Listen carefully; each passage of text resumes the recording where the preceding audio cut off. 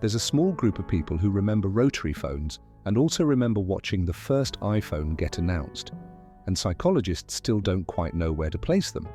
If you were born between 1976 and 1985, you're technically at the end of Gen X, but you don't fully feel like Gen X, and you're often grouped with millennials, but that doesn't feel completely right either. Around 2014, researchers started using a new word for this in-between group, Xennials.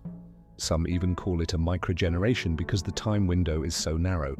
And what happened during those exact years shaped something very specific. Let's talk about why that matters.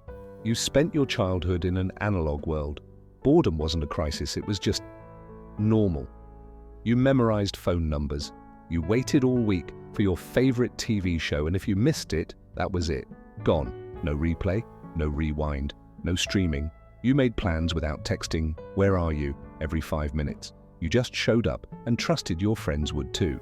Conversations disappeared into thin air. Embarrassing moments faded over time instead of living online forever. Then almost overnight, everything changed.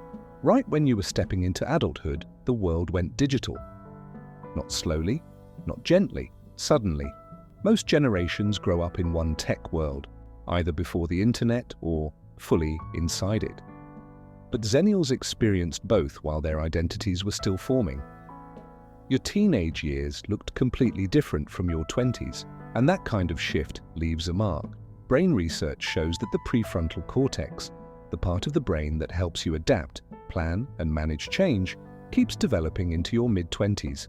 That means when the internet exploded, when social media started rising, when smartphones entered your life, your brain was still flexible enough to adapt. You were young enough to learn it easily, but old enough to remember what came before.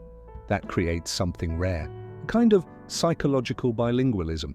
You can sit in a room and have a real conversation without reaching for your phone every 30 seconds, but you're also not afraid of new software or digital tools.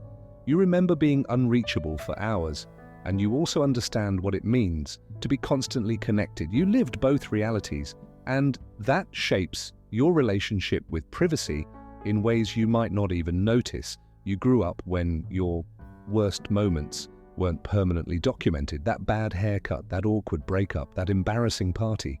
They exist as stories, not as searchable evidence. Memory, by nature, is flexible.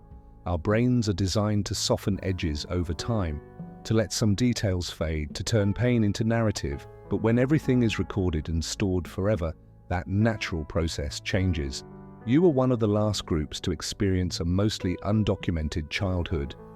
And then, just as you were building your adult life, another shock hit, the 2008 financial crisis. Many Xennials entered the job market right when the economy collapsed. The exact years you were supposed to be building stability were filled with layoffs, uncertainty, and broken promises. That timing matters. Psychological research shows that financial instability during early adulthood can leave a long shadow. Even if things improve later, the fear of what if it all falls apart again doesn't fully disappear. So now you have this unique mix. You learn to adapt to massive technological change, and you learn that economic security can vanish without warning. That combination creates a specific mindset, flexible but cautious, hopeful but realistic, open to change but never fully relaxed.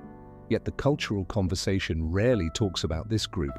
It jumps from Gen X to millennials like nothing exists in between. But those few years in the middle created a different experience. You grew up before helicopter parenting was common. Your parents probably didn't always know where you were. You figured things out alone. You entertained yourself. You handled boredom. You built self-reliance without even knowing it.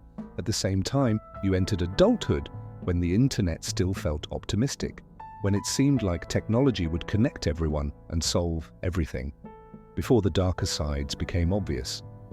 So you hold contradictions comfortably. You can be independent and collaborative, skeptical and hopeful, digital and analog.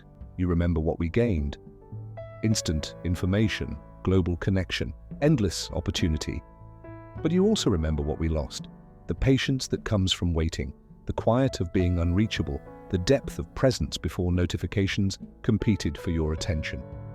If you're a Xennial, you might sometimes feel like you don't fully belong anywhere, too young for one group, too old for another, standing between two worlds. But that's not a weakness, it's the defining feature. You lived through a major transition and you adapted in a world that keeps changing faster and faster. That ability might be one of the most valuable skills there is, not because your generation is better, but because you learned something powerful early on, how to move forward without completely losing who you were before. And that's something the rest of the world is still trying to figure out.